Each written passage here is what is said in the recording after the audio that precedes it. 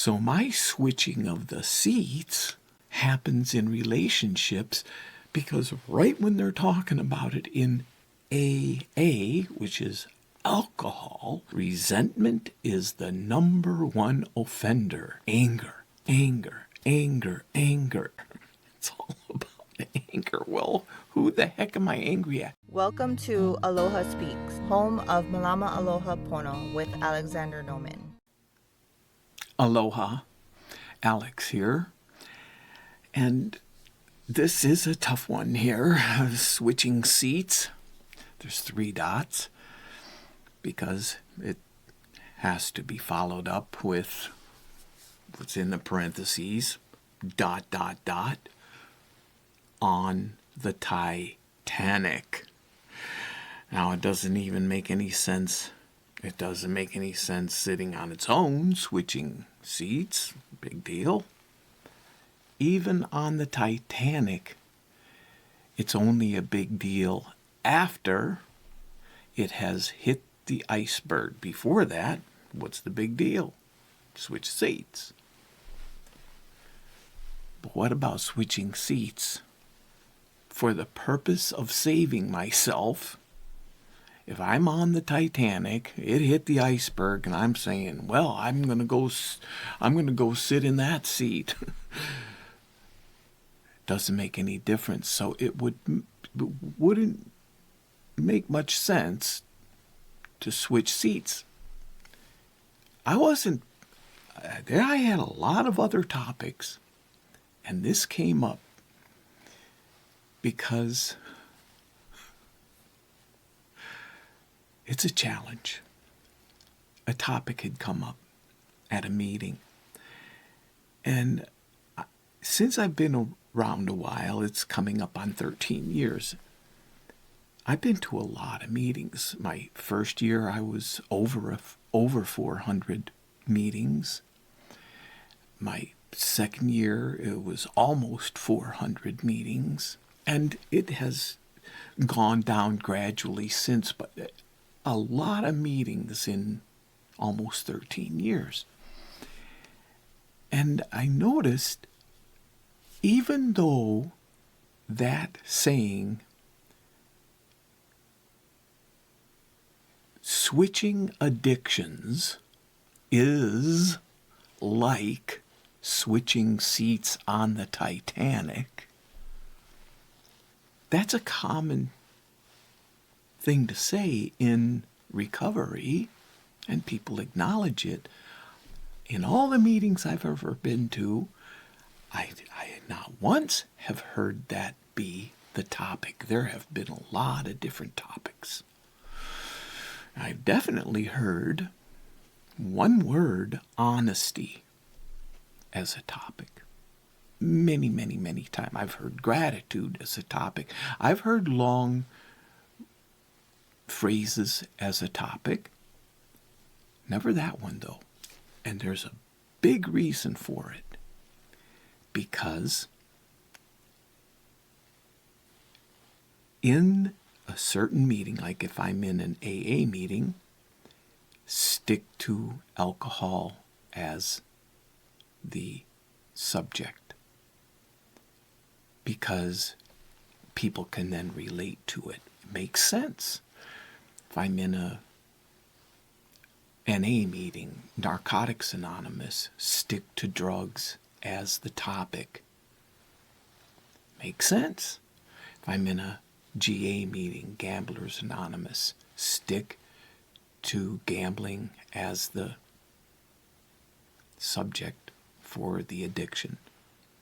Of course, on, etc. My thing is, I'm talked about it, multi-addicted. There's a lot more than that. If I'm in a nicotine, stick to that issue. But it goes on. And there is a core. There's a core. I don't have to go to all those different. I don't have to. That would be so overwhelming.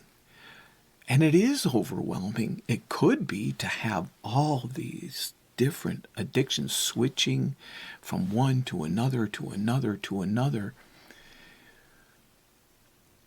Food, whatever it is, to try and fill a hole that is not fillable. So I have this attachment to page 28 because I hear so often, I came in with this desperation. And on page 28 in the Alcoholics Anonymous, Book of Alcoholics Anonymous, it says, we in our turn sought the same escape with all the desperation of drowning men. Whatever the pronoun, it was written in 1935. That's the quote. I'm talking about that desperation. I'm drowning. And I'm going to sit here and say, wait, I don't want a orange life preserver. Take that back and send me a green one. It's like, it's ridiculous. I'm drowning. That desperation, and when they say the same escape as what? They're talking about the guy on the page before who was Roland Hazard, that had traveled all the way to, I think it was Austria, to see Dr. Carl Jung way back in 1930-something, 33 or something, because he was so desperate. It's that desperation that brought me, they call it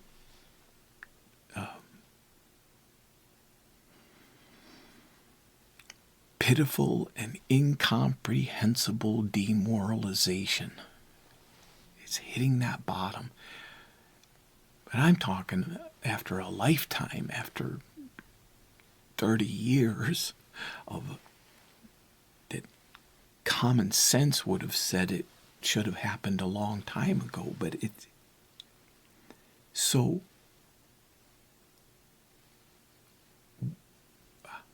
once I get that out of my system, then I can take that position of like, I'm not desperate anymore. Wrong answer for me, and I can only speak for myself. I hear other people say, I came in and was desperate. To this day, I totally relate and have that desperation, because when I am in a relationship, this is where the honesty comes in. I had just done a video on the 3, it was called It's Not Funny, so why am I laughing? I'm not going to get into that, but in that video, I talked about the 3 things that are required for an addiction to be an addiction. I can't stop it. I'm powerless. They call it powerlessness. It causes problems. They call that unmanageability. But also the denial. I have to not be putting 2 and 2 together and seeing how that powerlessness is causing the problems. I don't see it. That they call it denial, but it's like I just am not putting it together. Right over my head. And it just goes on and on and on. That happens in my relationships. So my switching of the seats happens in relationships because right when they're talking about it in AA, which is alcohol, resentment is the number one offender. Anger, anger, anger, anger, anger. It's all about anger. Well, who the heck am I angry at? So then I end up in relationships and it's still occurring. I'm blaming and I am blaming and I am blaming. And it's what? It's causing problems. Am I seeing it? No. I'm not acknowledging it. I'm still making excuses. I'm still justifying. I'm switching seats. Is it called an addiction? It has all the attributes, but it's not called an addiction. That's up to me. That's when I have to be honest, because it went on for years. I mean, I still can be prone to it, but I mean years and years and years in the program. Here I am, clean and sober, while this suffering is going on, causing suffering, but no. Tricky, slippery. It's because I am right. And I can prove it.